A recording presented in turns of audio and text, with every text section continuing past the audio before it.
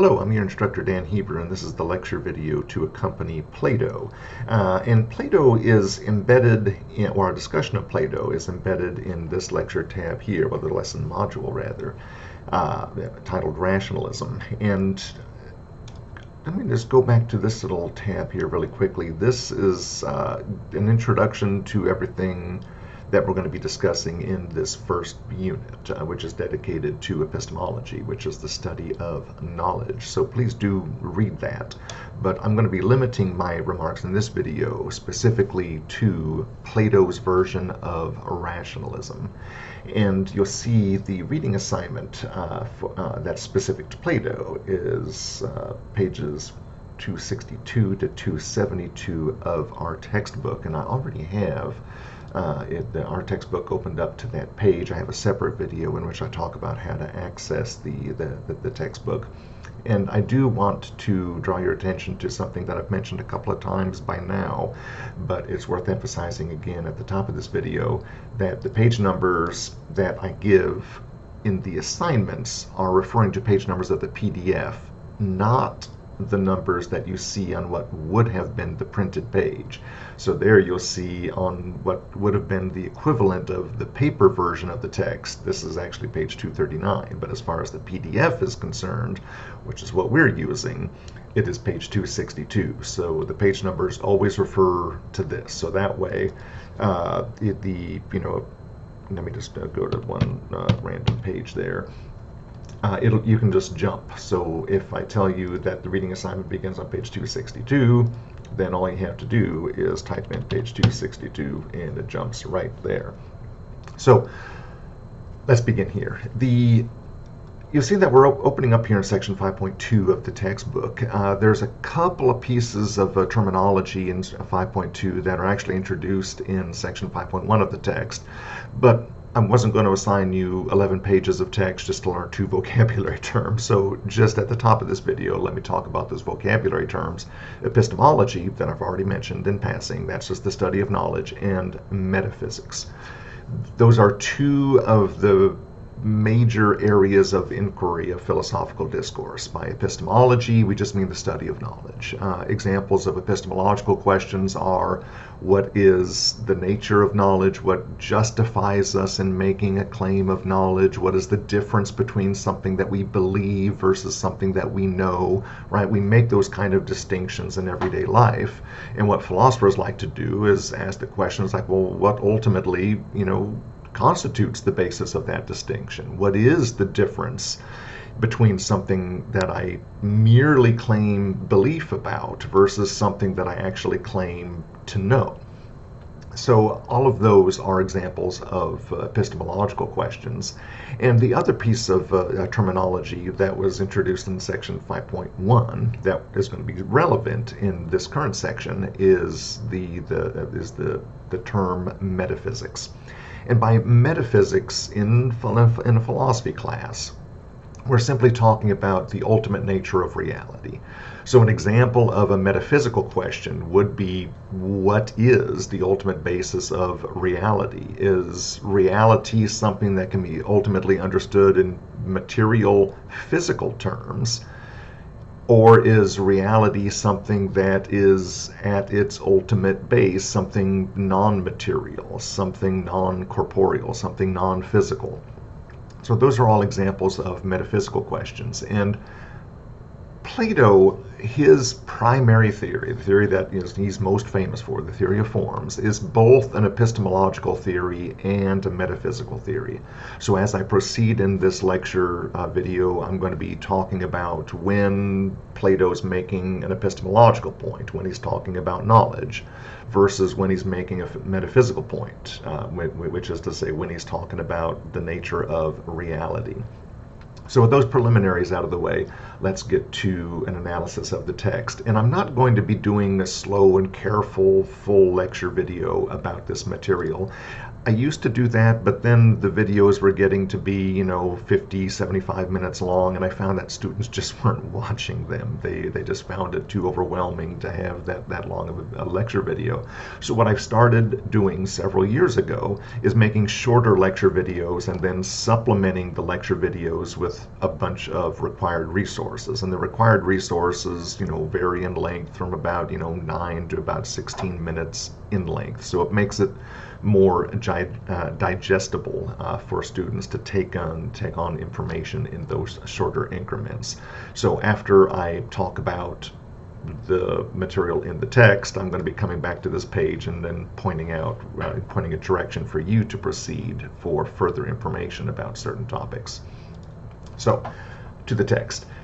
You'll see that I have some highlighted passages here from on page 262 of the text, and this is just introducing some fundamental concepts, the eternal realm of the forms. One of the challenges that students often face in coming to an understanding of Plato is that, according to Plato, there is a hierarchy of reality. Some things are just more real than others, and that is oftentimes a stumbling block for students. Oftentimes, students come into, a philosophy class at the 100 level and they have a very robust sense of reality, almost a bivalent sense of reality, right? Things are either real or they're not real, and that's it. Well, that's not how Plato saw the world. Plato saw the world as being at different levels of reality. And to just give you an entry point into thinking, into that way of thinking, consider a tree and then consider a shadow of a tree. And now if I were to ask you the question, well, what is more real, the tree or the shadow of the tree? There's several things that you might say. You might say, well, the tree is more real than the shadow of the tree. Now notice that nobody's denying the reality of the shadow, right? The shadow is clearly real. The question is, what is more real? And notice that what somebody could say is, well, I can see the tree and I can hear the wind going through the leaves, and I can place my hand upon the bark of the tree and I can smell the pollen of the leaves that is in the air, right? So I have access to all of that sensory information about the tree, but I can only see the shadow, right? I can't smell the shadow, I can't hear the shadow. So what somebody might infer from that is that, well, therefore the tree is more real than the shadow of the tree. Similarly, somebody could say something like the following. It's like, well, a tree can exist without the shadow, but the shadow of the tree can't possibly exist without the tree. And so there's a chain of dependency there. There's an order of dependency. So it seems, fairly, obvious that we can conclude from all of that the tree is in fact more real than the shadow of a tree. Again, we're not denying the reality of the shadow. The shadow is real. It's just real at a lower level, right, than the tree is. Plato extends that. Everything, is somewhere on that spectrum from the least real to the most real. And what is the most real, according to Plato, are the forms. Now, again, I'm not going to give a full explanation of that. I'm just introducing these concepts, and I'm going to be farming out the full explanation to some of these extra materials here. So I'm going to be scrolling down here.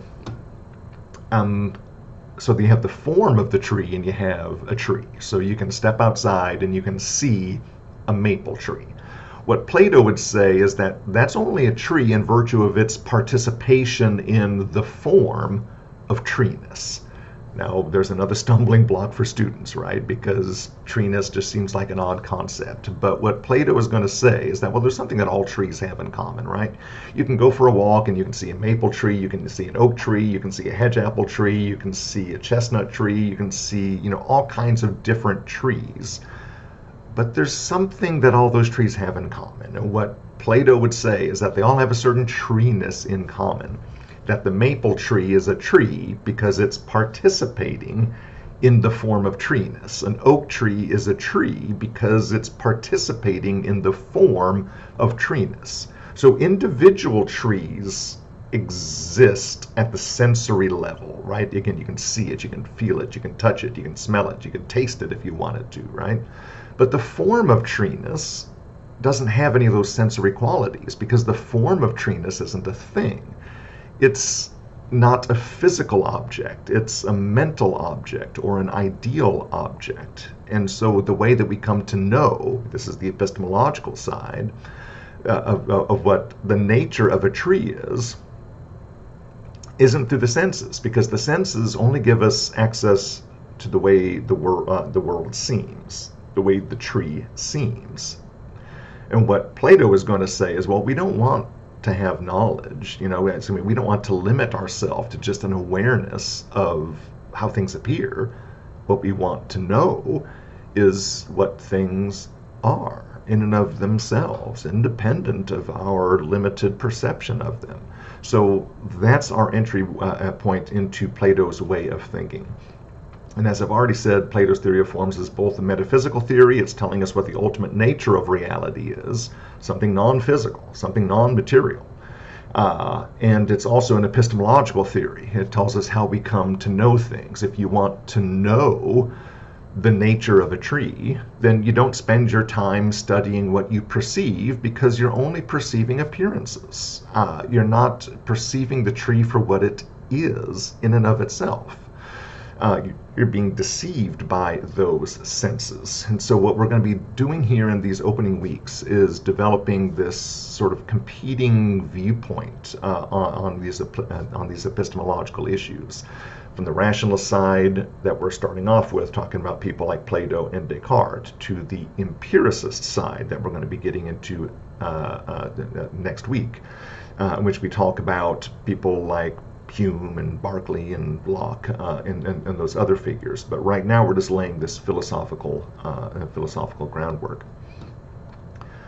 Okay, so the divided line. The divided line is simply the difference between the world as it appears and the world as it actually is. And Plato, well, we can represent that rather in a couple of different ways. You see, metaphysics, epistemology, right? Metaphysics, nature of reality; epistemology, what we know.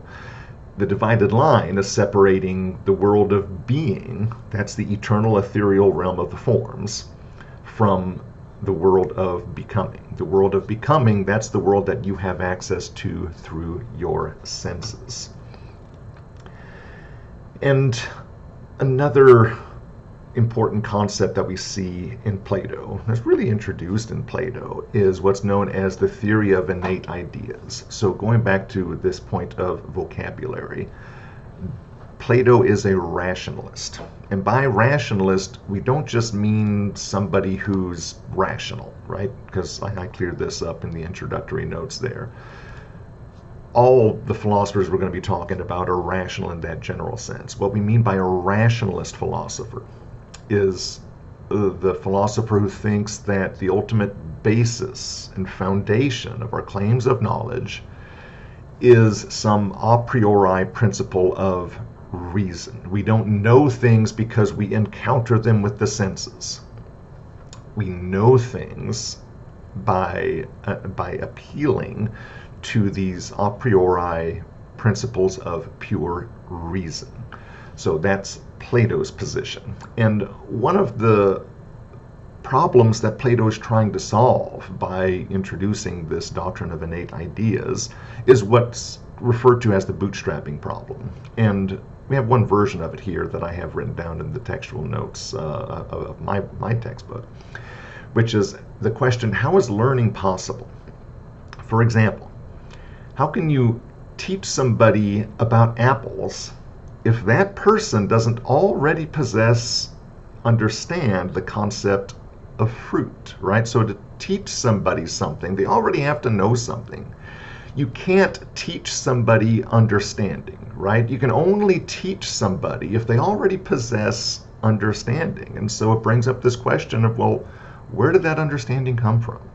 What Plato is going to say is that it was just already there. It was innate. It's just born in you. What Plato is going to say is that there are certain ideas, not every idea, right? But there are certain ideas that you're just born with. And you come to be aware of them through a certain capacity, through a certain dynamic. And that's brought up in some of these additional resources here. So you'll see, once again, these additional resources. We have two people that we're talking about in this lesson module, Plato and Descartes. And you'll see that we have 4 external resources dedicated to Plato, and 4 of them are going to be are dedicated to Descartes. So refer to those additional required resources for more information on that distinction that I was just making there about innate ideas and how we come to be aware of them. So just some more pieces of terminology here. Rationalism, that's what we're in the present lesson module. Empiricism, we're going to be getting to that shortly. The material on page 267, 268, that's Plato's Meno. This is Plato giving us an example of what he calls his doctrine of recollection, of how we come, where do these ideas come from? What Plato is going to say is that there are certain ideas that are just already there. And he works through an example of how this is how we know, this is how we can demonstrate that we come into this world with certain ideas already preloaded in. And again, I'm not going to go through those arguments right now, but those arguments, the specifics of those arguments are covered in these 2 required resources here. This one's an audio resource, and this is a video resource. And the other main portion of the reading assignment is Plato's cave allegory. So Plato's Meno, that's primarily making this epistemological point that we come into this world with certain ideas already in place. The cave allegory is making some epistemological points about what we know and how we come to know them, but it's really emphasizing the metaphysical point about the ultimate nature of reality. And so you have a couple of pages here dedicated to excerpts from Plato's Republic, in which he's presenting us with that very famous allegory. And again, I'm not going to go over all the details of that in this video. I'm going to farm that out to these additional resources here. In this case, you have 2 of them, which are, oh, wait a second, I was at the wrong section there. You have an audio resource, Simon Blackburn, a very prominent contemporary philosopher, in which he's going to be talking about Plato's cave, and then I have this video presentation about that same allegory of what Plato is doing in that allegory of the cave. And that brings us to the end of your first lecture video. So I went a little bit long here, about 17 or so minutes. I try to keep these between 12 and 15 minutes long.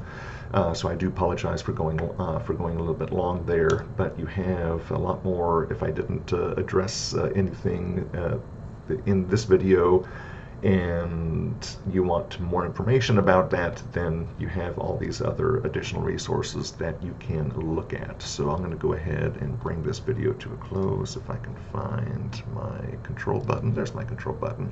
I'm going to go ahead and bring this video to a close. I'll ask you to enjoy the rest of the day, and I'll see you again soon.